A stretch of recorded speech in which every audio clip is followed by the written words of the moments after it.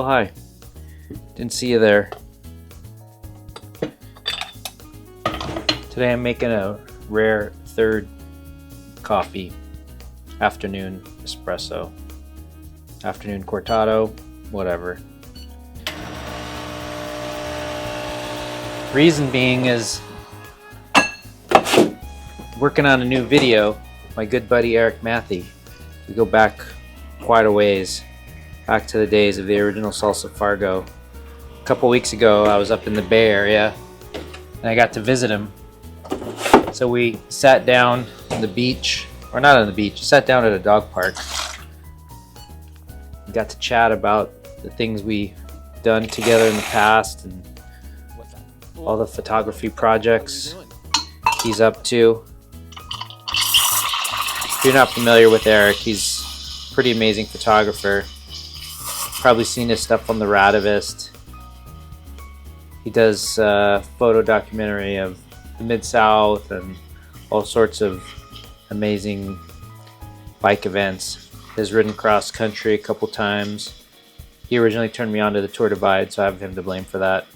So we kind of caught up and chatted for a bit, talked about times old and what's coming up currently and all that. So made a little video about it. Lots of stills from Erik's work in there. So I hope you stay tuned and watch the whole thing and learn a little bit about Erik. He's an amazing guy, and yeah, hope you like the video. Thanks.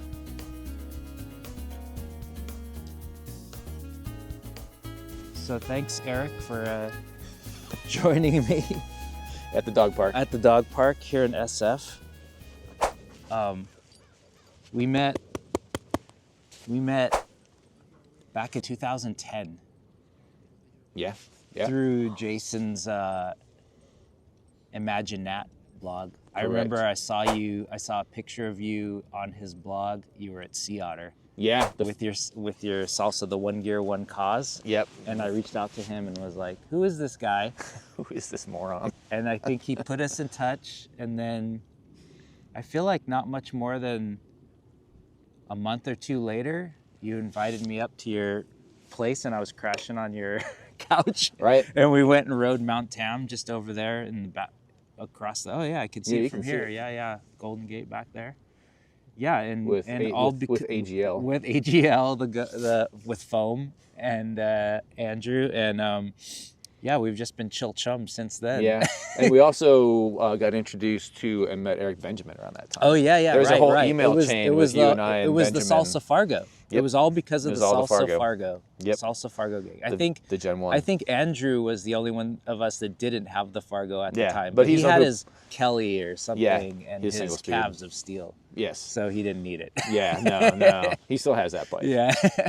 I still lust after that bike. I won't deny it. Yeah, and actually he pushed me to get the Fargo because at the time I was gearing up for the Tour Divide. Yeah. And looking at all these different bikes, and he was like, yeah. But about this Fargo, and I was like, it's fucking weird. Yeah, it is. He's like, weird, yeah. He's like, yeah, I know. That's why it jumped out to me. Oh, yeah, the Visago, yeah, sure, okay. How about this Fargo? And I was like, and he was right as usual. Yeah, because that's just Andrew. Yeah, he is. That is Andrew. Yeah, yeah, and then you introduced me to the Tour Divide. And that was my fault? That was your fault. Oh, shit, yeah. yeah, It was on that trip you told me about the movie, I think, because the movie had just come out that year. Yep. 2010. Yep. And then and then we did a lot of training, and we did an amazing bikepacking training trip through Hunter Liggett? Fort Hunter Liggett, yeah. Indian Creek Road, one of those storied trails. Indian Creek, the Fort Hunter Liggett, and then still and some background again with Kevin. Yeah. Montgomery, Monty, who's now in Germany. I think he's in Berlin now. I've lost track of that cat. And the other guy, he worked at WTB. Cool. WTB, super but nice he's not guy. there anymore. Yeah. I'm trying to remember his name. Yeah, super nice guy. Will? Yes, I think it was Will. Right. Will. Yeah, he was super supportive of that. Mm-hmm. Yeah, he's a nice guy. We camped at at the Mission. At the Mission, right? We got Mission, taken in by a Padua. bunch of photographers or Yes. something. Yep. Yeah, They gave fed us. They us. fed us. They let us camp behind their In the fire ring. in the fire ring. Yeah. Yep. That was a crazy weekend. Yeah. Right, and we ended up hitting, like, it was a death march on Indian Creek Road. Yeah. We got into Fort Hunter Liggett way too late, and the Yep. only thing, this camp store was closed. The only thing that there was food. I think I still might have photos kicking around somewhere. I have a photo of us in the movie theater. Yeah, the only food available was the little like movie theater snacks. Yeah. Just like mowing on like junk food. Yep. And like being totally shelled, Out of and it. then stumbling over to the fire ring. Yeah. / camp spot at. Well, I think we Mission. were planning to ride down to the 5 or something, like to some motel. Yeah, we're and planning. someone, I think, spotted us of that group and said, "Hey, why don't you guys just sleep here?" Yeah, we were just so tired. We were like, because out of it. I think the plan was to go up with a crest. Yeah. And then come down onto the 1. And we were gonna Yeah, camp. We were but gonna then camp at the crest. we those were the early days of tubeless. We were all kind of struggling with the tubeless, and Were you? Mine was still pretty good. We were going over that hill, and we were biking. I think we had gotten on a wrong thing, and Shocker. I sliced like my front going up, and had to put a tube in. And then as we decided to turn tail and come back, I sliced the other one coming down, and so I was like, "This is it." I actually didn't convert mine to tubeless until the week before the divide. Okay, I was in Wisconsin when I finally converted mine to tubeless. I remember I had to redo mine in Canada at a shop there because it just wasn't working. I had a shop redo it. Yeah, I did And mine. it was fine on the divide, but yeah, it's we go pretty way back.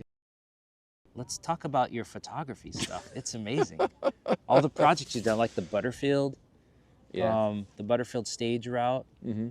The Butterfield and Chicago, the Route 66, which I got to join you on for 3 days, I think. Yep, the last 3 days. Yeah, that was pretty fun. That weird ass dinner when we got in. Oh, yeah, in LA. Yeah. That was a crazy small world. The owner of the restaurant had spotted you guys. Yep. Hauling ass through. He was on his BMW. Yep. Yeah, super nice guy, Gareth. And I knew him maybe 10 years prior from riding motorcycles with him one time. It's such a crazy small world. And he's like the kid of like one of the Crosby, Stills, and Nash. No, he's a kid of somebody. No, Jefferson Airplane, Cantor. Gareth Cantor, I think, was his name. Yeah, super nice guy. He actually, on my flight up here, I was looking down over the mountains, and Gareth is actually the first guy that took me on a dual sport motorcycle ride. Really? Yeah, and I think I saw that area that we were riding in, which is kind of crazy how these things all line up, you know. Go get him, Noodle. So to see that, for you to say, this guy passed us on the road. He says he's got a restaurant. We should come eat for free. Yeah. And so I was like, it's got to be Gareth. Yeah. Yeah. So backstory for people, like you had peeled off, and it was me and what was that kid's name? Ryan? No. It might have been Ryan. Ryan, whom I met like 3 days prior to you rolling. Anyways, we were hauling ass through Silver Lake. Road friend. And a new bike just friend. head down, desperate to finish. Just tired of it all. Santa Monica. Yeah, just tired of it all, and like not enjoying LA at all. Like riding through LA. Sorry, LA folks, but riding through LA on Route 66 just sucks so much. You got to toughen up, buddy. Dude, it blew, you know. And this guy comes by, and then he just pulls over and on a dual sport and stops and pulls his helmet off and is just like, "Where are you guys coming from?" Because we were all like kitted up and like laden down. Yeah. And he's like, "Well, if you want, I've got a restaurant here in Silver Lake. Come by and just have dinner for free." It was like, well, like my friend Aaron is with. He's like, "Yeah, bring him too." And it turns out it was somebody you knew. And then we get there and we're just like scummy. Yeah. Like I'm wearing sweatpants, like. Actually, know, I take that back. I went home and got the car and showered, so you guys looked were fine. probably foul. we were a little bit foul. Like we'd showered, but it's like, you know, Richie, that was his Richie. name. Yeah, Richie, he was in like sweatpants and Yeah. a t-shirt. Like we Yeah. were not in nice clothes. And this restaurant was nice. Yeah, like, it was nice. It was like one of those places where you Super go to be nice. seen. Yeah, like foodie place. Like the creme de la creme Yeah. go there to be seen Yeah. by other people. No. And the We were out of hostess place, was for just sure. like, oh yeah, he right, and she takes us to the table. Yeah. Like it's the table in the restaurant, in the middle of the restaurant, that is where like royalty sits. It's like it's held for people who everybody's gonna see. Yeah. Right. It's held for visiting musicians. Yeah, it's everyone held had for to walk famous around people. us, smell us, and everything. like we sit down, and we're just like, experience us.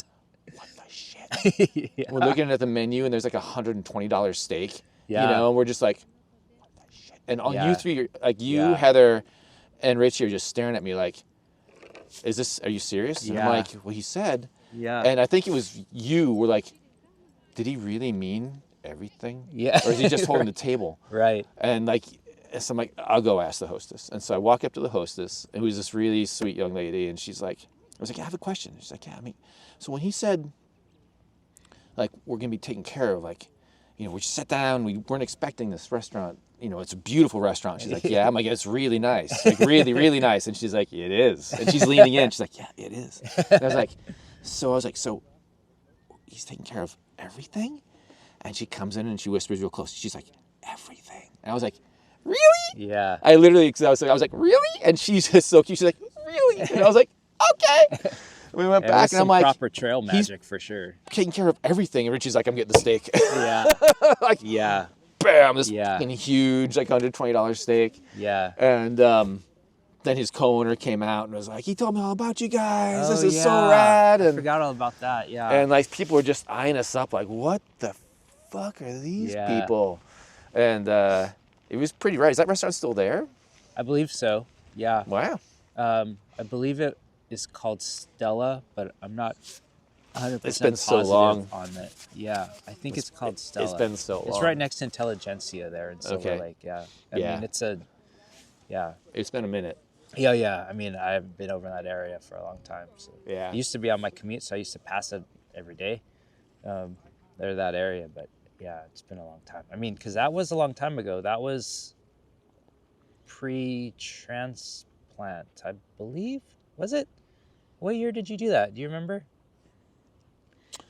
I don't recall now. I did the Butterfield 5 years ago. So I think that was 2 or Butterfield 3 was years. 5 years ago. That was 2 or 3 years before. Because the Butterfield, no, it's 2025 now, right? So the Yeah, it's Butterfield was 6 2020. years ago. I did it in 2019 because COVID hit in 2020. Okay. And yeah. the movie came out in 2020.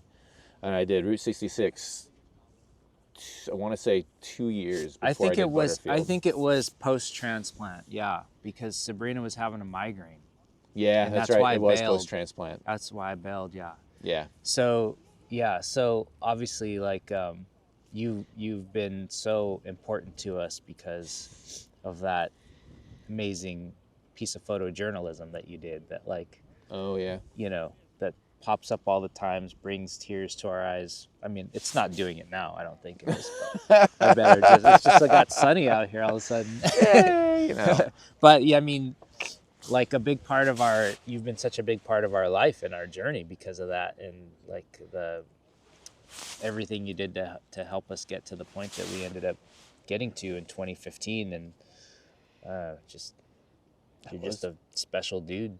Was You know, yeah, It was that 2015. It was 10 years This ago. is our this will be 10-year anniversary, which Holy is hell balls. insane. That is insane. I mean, it's hard to wrap your head around, to be Yeah. honest. I'm so jazzed she's doing really, I mean, obviously, like, Yeah, you should be she's jazzed killing. she's doing well. Yeah, she's killing it. She's killing it. And I'm just, yeah, since you, Self-entertaining.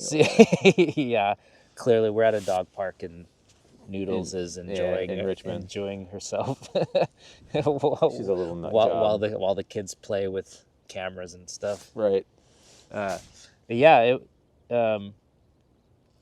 yeah, you've just been, like, so important to us, and you know, yeah, it's hard to put in words. It's hard to put in words.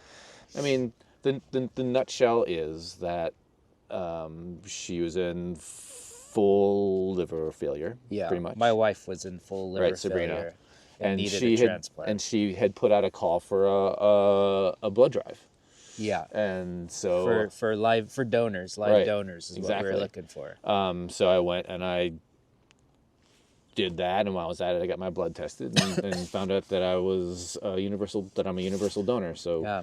I can donate not just blood and plasma, but like internal organs to like literally any single person you see. Well, not only did you test to become her donor, you did an amazing piece of photojournalism about it that got shared around, which when you weren't a match, but other people had come forward and some anonymously, and and had been tested, and it didn't work out with them either, but things ended up lining up by the because you two were going to move to New Orleans. She was going to New Orleans. We had tickets to send her to New Orleans for a transplant. Right. And I was going to stay. Well, for a wait list there, right? Because the waiting list in New Orleans is so much shorter. Very short. Yeah. Very short. Morbidly, it's because there's higher motorcycle crashes as part of it. No helmet laws plays part of those statistics into it. It's real short in Wisconsin, where I'm from. Yeah. I mean, it's that's a morbid thing, but it is a reality. Right. When places don't have enough people signed up to also, be donors. Become an organ donor on your driver's license. Please. It costs you nothing. You're already dead, and it's just one of those things that it's literally the least you can do. Yeah, like to be a. Yeah, you don't have any use for those parts anyways when you're done. So don't let them go to waste. Yeah. It costs. Yeah. It's a no-brainer. It's a no-brainer, especially because they're not going to donate your brain. It's fine. Right. And no one would want mine anyway. Yeah. No, mine's pretty atrophied. Like it's like go past 50, and you're like, huh? Yeah. Who's that? What's that? I know that word. Fuck, I can't remember what that word is. The funny thing is, in that photojournalism piece, I had, like an idiot, crashed my bike and broken my collarbone. You were in a sling 3 days before. You were in a sling. Yeah, you were. So I forgot my that. wife was in dire straits. I was in a sling. Looked like I. Yeah, you two were pretty. I hit the pretty deck beat up. pretty gnarly. I mean, we were just like, oof, man. We were. Yeah, when you're we were something for film. That's for sure. When your pops in his colorblind T-shirt is like the best looking thing in the series. Yes, no knock on your pops, whom I adore, but like No, you're right. You're right. It's pretty. Yeah, funny. we came in looking pretty battle worn that morning. It just, the costume designers did a good job. Yeah, totally. The snap. Yeah, but so what projects are you working on now? You got these new big cameras, and you were at Sea Otter recently, and I've got Mid-South. I always seem to end up having nut job 2 or 3 like long-term projects in flight, and they're often things that are difficult to get published in mainstream publications. One is I've been doing for a few years now. I actually really started it at Single Speed Cyclocross Worlds in Santa Cruz, which was 2.5 years ago. Is a series of portraits of non-binary and transgender cyclists, where I ask them like 2 questions, which is one is how do the current huge array of like gender identity based laws and also cycling like rules governing bodies, races, gender identity based like regulations just make you feel as a human being. Yeah. Because all the time you read the press releases, you read the articles, you read the laws themselves, and it's super dehumanizing. Yeah. Like none of them acknowledge that these are people we're talking about with their own sets of needs and feelings and things they're working through. Like there's a total denial of their humanity. Yeah. And we can talk about, when it comes to cycling, about performance, till hell won't have it. But the fact of the matter is that we haven't, right? Like we spend tens of millions of dollars a year on performance science. We can tell on the Tour de France or any other like world tour race, what people's like blood sugar level is live in a fucking team car to be like, you got to eat, your blood sugar's low. Like we can do that, but we haven't actually spent $500,000 or $1 million or whatever, an infinitesimally small amount of money in the scale of things to see what transgender athletic performance actually is post-transition. So all these laws and regulations are like, we're saving women's sports. It's like, you're actually not, because you don't actually know what the performance level of these athletes who are transgender are. Like you can't actually say what they are. There's no science because you willfully don't want to have science. And if you actually cared about women's sports, you'd have equal pay, you'd have equal media coverage, you'd have equal grassroots programs to encourage women to be athletic and become involved and all this stuff, right? Yeah.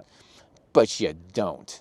Like UCI, a bunch of old, minor high horse thing for a moment, a bunch of old, like well-to-do, money-grubbing white guys in Europe,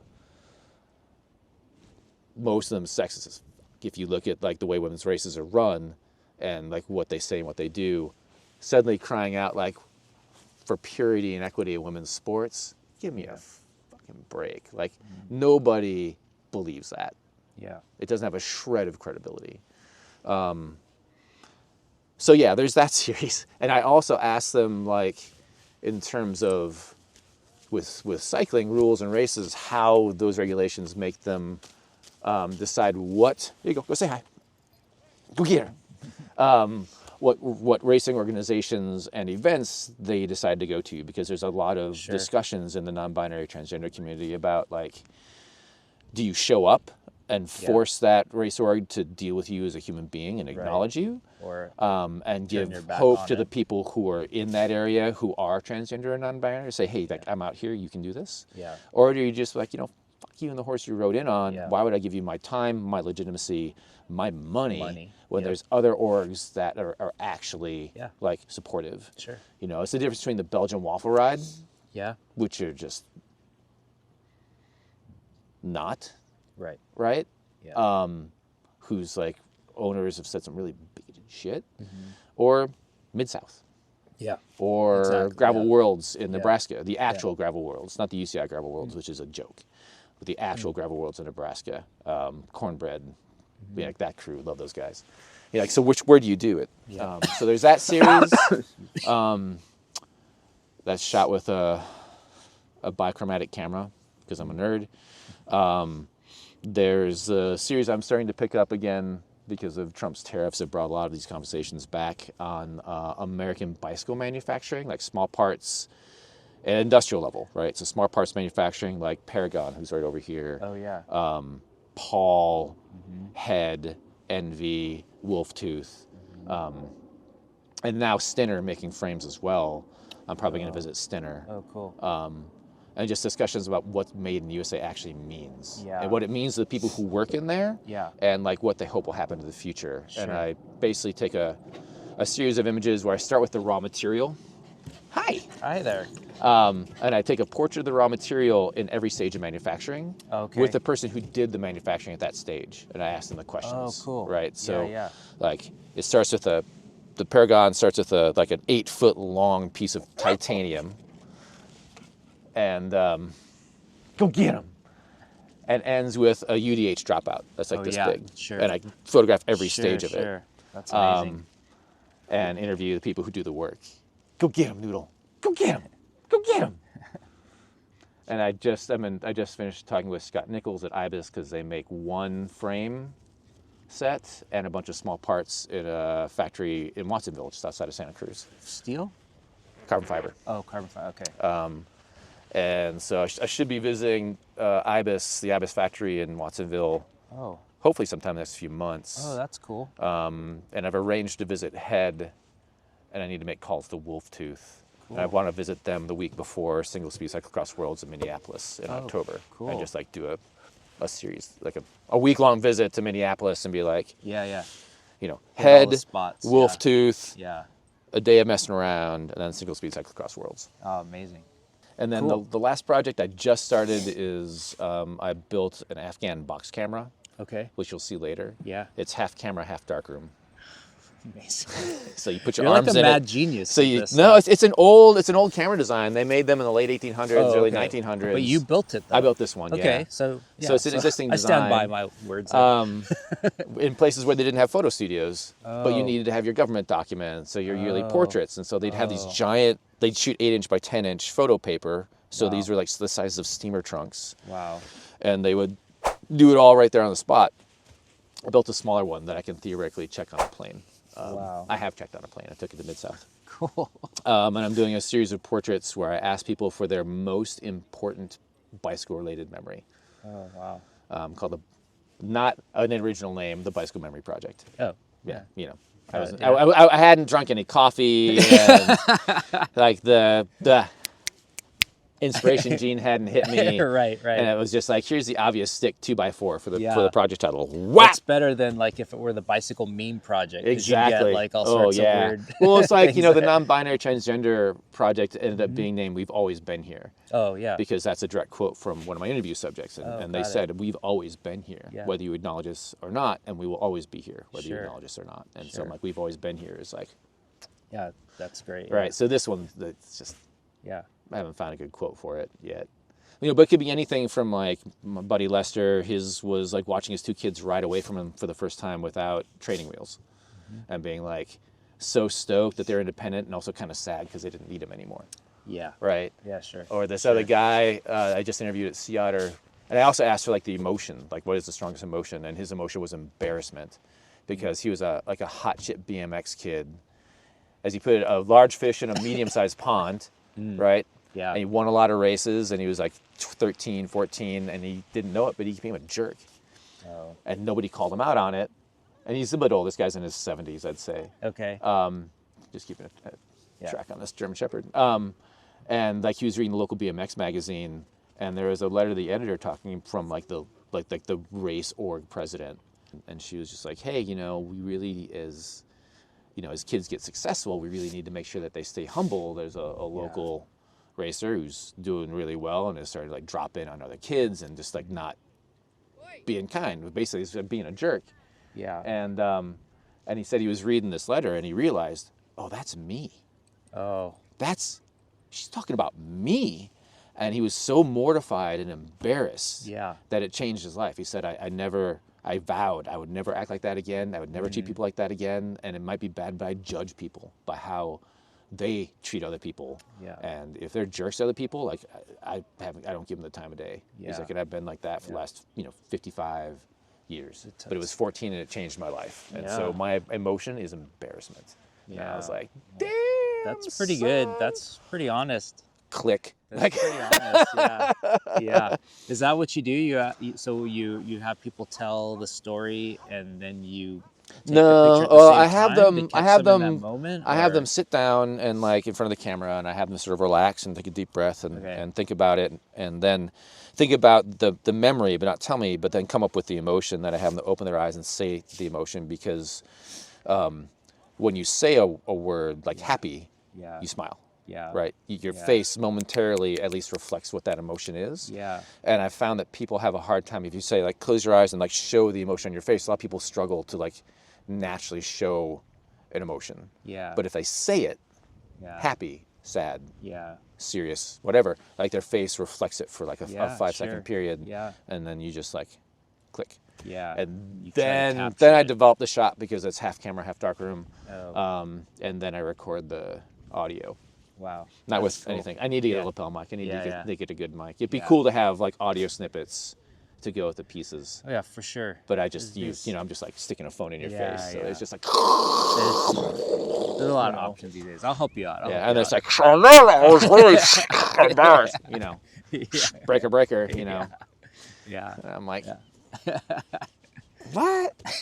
Lately, bike-wise, because of the Litton piece I did on Ed Litton's passing, I'm like, one of my favorite bikes that I let go for a good reason, but I let go and I wish I still had was a 1990 or 92 Bridgestone RB1 that I actually got from Andrew Law. Oh yeah. The one with the purple and white paint job. One of the best paint jobs I think in all of bikedom, fucking such a great bike. And, it's a lugged steel, Yeah. like pinnacle of early 90s road racing frame. Yeah. Grant Peterson designed. Pretty much like what the Rivendell Rodeo Okay. has become. Sure. Right? Sure. If you want to wait for 2.5 years. Right. The wait list for a rodeo is nuts. So anyways, I was like, man, I miss that bike, you know? And for a bit, I kicked around with one of Ed's proteges, this guy named Josh Johnson, about maybe making me something along those lines, cool. using lugs and tubing left over from Ed's shop. Oh, cool. And we ended up deciding on, like, on my way back from, where was I coming back from? From Mid-South, actually, which was its own, like, Mid-South was its own, like, natural disaster fire laden mess. That's another project I'm just starting. Not really ready to talk about, but Yeah, I forgot about that. yeah, I've got a Mid-South project going huge thing. based off of the fires. But anyways, I've been chatting with him for a bit. We've become buddies, and he was like, I just found a Lytton. He found one? Yeah, he's like, I found a 92 Ed Lytton, your size. Oh. Shorter. That he had built. That he found used in a local bike shop. Oh, right. But that Ed had built. Not that your friend or this guy would. And he's like 8-speed Dura-Ace STI, White Industries hubs, like the big, like, fucking coffee can White Industries hubs from the 90s. Hunter, like British Hunter Racing Green. Oh, wow. He's like, it's totally unbranded except for a little Ed Lytton signature decal on the top tube. Oh, wow. Which is unfortunate because it's like the perfect bike to end the project. But I've been totally nerding out on, like, lugged steel frames. Yeah. For, like, ever since, though. Yeah. You know, They're I can't help it with rim brakes. I mean, that's the thing that you know. And I'm not a rim brake guy anymore. Like, I like disc. I've worked on motorcycles. I adjust disc really well. I can be a mechanic on disc. Yeah, you can and have it sounds both, though. stupid, but I'm horrible. I've always been horrible at towing in rim brakes. You can have My rim brakes are the ones that always go. Brakes, no problem. Yeah, you know? but not the older ones. Because I was like, if Josh built me one with this stuff, like, could it make it disc? And he's like, this tubing is not disc capable. Oh, and it'll really just take away everything magic that these 90s steel frames were about. Yeah. Like all the liveliness, all the handling to, like, build them up so they're disc capable. He's like, it just won't be the same you gotta bike. stiffen it up too much. Yeah, he's like, the RB1 you remember won't be this bike. Yeah. He's like, you've kind of got it. And he wasn't the only one. Yeah. Peter, Dear Susan Bikes, is a buddy of mine too. Everybody's just like, nah, dude, if you're going to do this, you got to go rim. Yeah. And Andrew's like, why are you bothering? You have bikes. Just go ride one of the bikes you have. Well, he's not wrong. He's also not wrong. He's not wrong. He's not wrong. He's not wrong. Well, that's about ADHD kicking in. And I'm just like, yeah. Well, that's probably a good place to wrap up. We should go ride bikes at some point. Yeah, we should. We need to ride bikes sooner than later together. Yeah. Next time I come up here, I'll bring a bike and get him, Noodle. We got to cruise around since we're so close. Yeah. My aunt lives so close to you, or you live so close to my aunt, however you want to frame it. We live close to each other. We live close to each other, yeah. Yep. Yeah. And yeah, I'd love to. And we can, I mean, like I said, from here, it's a hop, skip, and a jump to get over to Marin. Yeah. Yeah. Where we can, or we can go catch the Richmond Ferry, which is literally right there. Oh yeah, that's the building. And take the Richmond Ferry into San Francisco and meet Andrew, and then ride over the Golden Gate. Yeah, Although that all sounds good. Honestly, I hate riding over the Golden Gate Bridge. Yeah, we've done it before. It's not as fun as it looks. Especially on the weekend, it's just awful. Yeah. Yeah. But it'd be fun to go to Mount Tam or do any of those things. Yeah, we can meet Andrew on the Richmond side. Yeah. Or on the Marin side, because you get to ride over into Richmond and then just take Paradise. Yeah, we should do that. Andrew can either meet us on Paradise or meet us over where the bridge comes off, and then we can grind our way up Tam. Cool. Thanks, buddy. Yeah, thank you. All right, thanks. We might be able to take a photo of you when we get back to the car. Oh yeah. The light's kind of crap. But... Well, whatever you think is cool with me.